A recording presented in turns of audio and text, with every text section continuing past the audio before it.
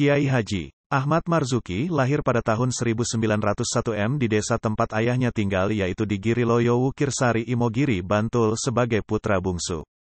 Kiai Romli sangat berkeinginan kelak si bungsu apabila sudah besar dapat menggantikan perjuangan yang telah dirintisnya, mendidik orang-orang untuk lebih dekat pada Allah. Untuk mewujudkan cita-citanya tersebut, sangat wajar apabila Kiai Haji Marzuki ketika baru berumur 4 tahun sudah dididik dengan konsentrasi penuh. Sebagai putra bungsu dari 5 bersaudara, Kiai Haji Ahmad Marzuki mendapatkan tongkat estafet dari Kiai Haji Romli untuk meneruskan perjuangannya. Untuk membantu perjuangannya, Kiai Haji Ahmad Marzuki melangsungkan pernikahan dengan putri dari Kiai Haji Arifin yaitu Ni Dasinah. Dari pernikahan ini menurunkan 2 orang putra, yaitu Kiai Haji Asyari Marzuki, Kota Gede, dan Kiai Haji Habib Marzuki, Wates Kulon Progo. Setelah berpisah dengan Nyai Dasinah, pada tahun 1949 kHenry, Ahmad Marzuki melangsungkan pernikahan untuk yang kedua kalinya yaitu dengan putri Kiai Haji Abdullah, Nyai Zuhroh.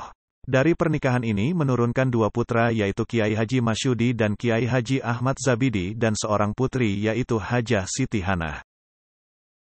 Pada tahun 1905 oleh Kiai Romli, Ahmad Marzuki dipondokkan di Pondok Pesantren Kanggotan Pleret Bantul di bawah bimbingan Kiai Haji Zaini.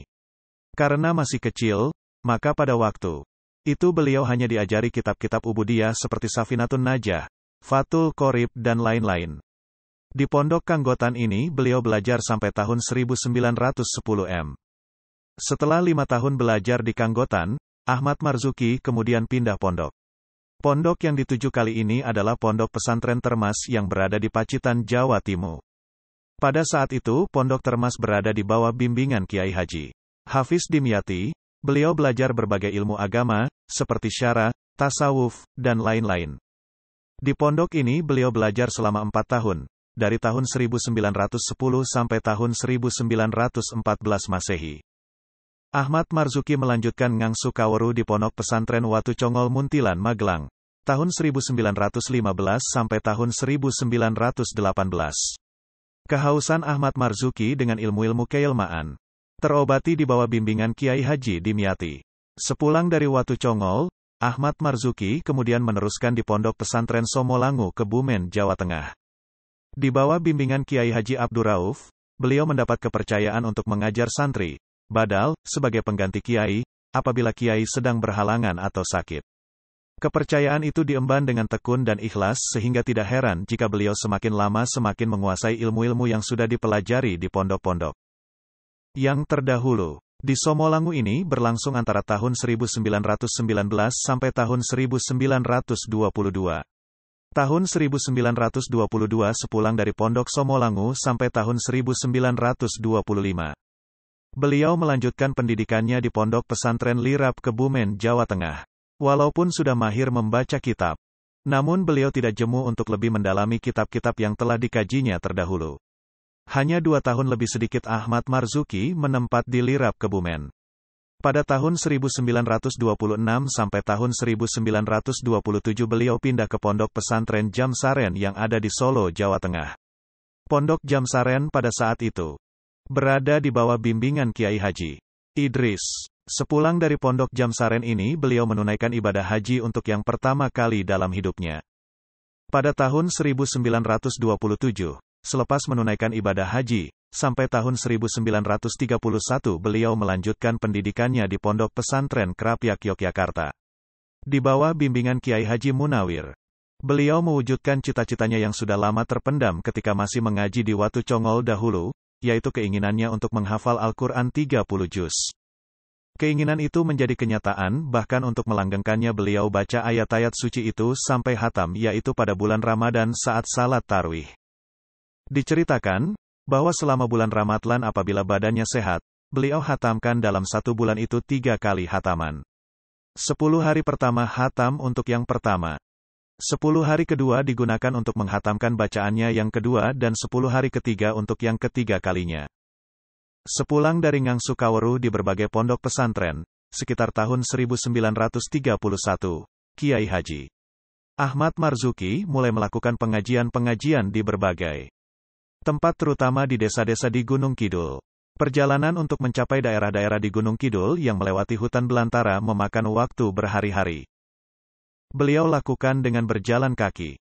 Dalam melakukan dakwah di Gunung Kidul, Kiai Haji Ahmad Marzuki atau Mbah Marzuki bisa disebut sebagai pembuka jalan bagi keberadaan Islam.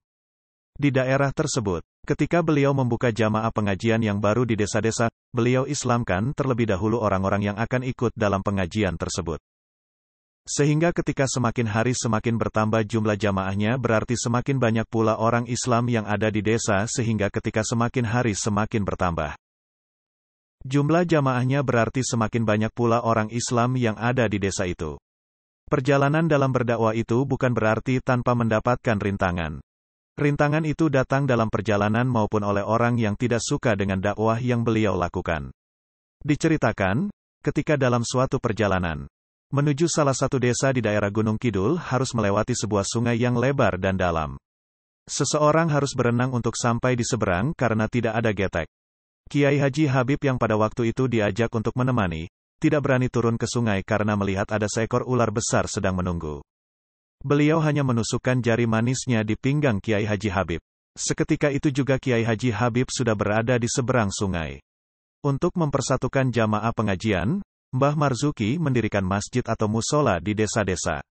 Hal ini dimaksudkan agar para jamaah bisa berkumpul dalam satu tempat.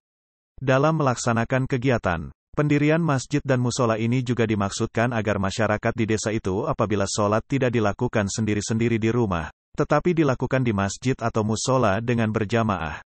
Untuk melengkapi pembangunan masjid, beliau mendirikan sekolah-sekolah formal yang tentunya hal ini bertujuan agar generasi mudanya bisa mendapatkan pendidikan formal.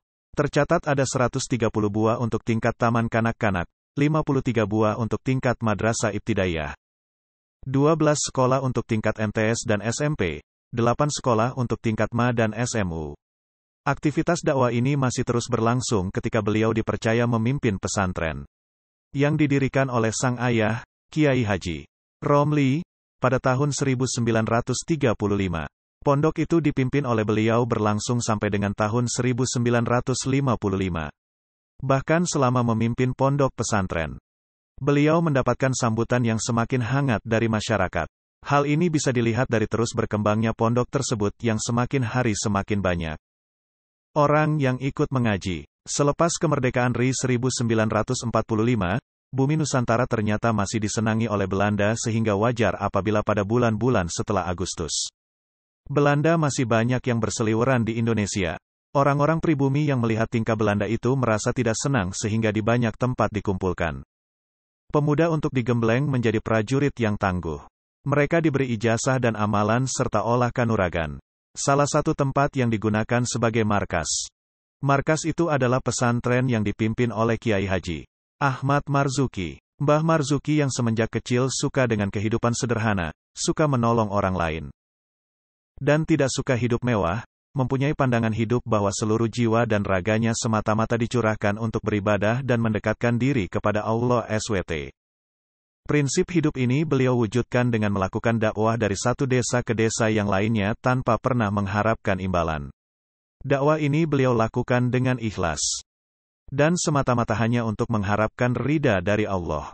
Kiai memang dalam berdakwah tidak pernah mengharapkan imbalan, bahkan beliau serahkan seluruh harta bendanya pada mereka yang membutuhkan. Diceritakan bahwa beliau mempunyai sawah yang luasnya mencapai 7 hektar dan sapi yang jumlahnya mencapai sekitar 150 ekor. Harta miliknya itu seluruhnya beliau serahkan pada masyarakat yang kurang mampu dengan sistem bagi hasil.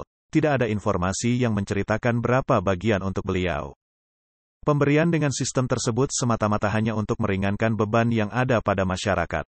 Pertolongan yang beliau berikan di samping secara materi, juga dengan memberikan pengobatan kepada siapa saja yang memerlukannya. Bahkan dengan memberikan pengobatan ini, aktivitas dan pengikut dalam jamaahnya semakin besar. Sehingga sangat memudahkan beliau apabila berkeinginan membuka daerah binaan yang baru. Ilmu ketabiban ini beliau dapatkan di samping dari ayahnya, Kiai Haji Romli, juga beliau dapatkan dari semenjak beliau mondok di pesantren-pesantren. Menurut Kiai Haji Habib Marzuki, salah seorang putranya, bahwa ilmu ketabiban itu beliau peroleh dari Kiai Haji Dalhar Watu Congol, Kiai Haji Ma'ruf, Kiai Haji Kholil Bangkalan, Kiai Haji Dimyati Termas, Kiai Haji Dimyati Kebumen dan Kiai Haji Abdurrahman. Pemberian pertolongan ini juga beliau maksudkan sebagai sarana berdakwah. Terima kasih sudah menyaksikan video ini. Semoga bermanfaat. Jangan lupa like and subscribe and bagikan.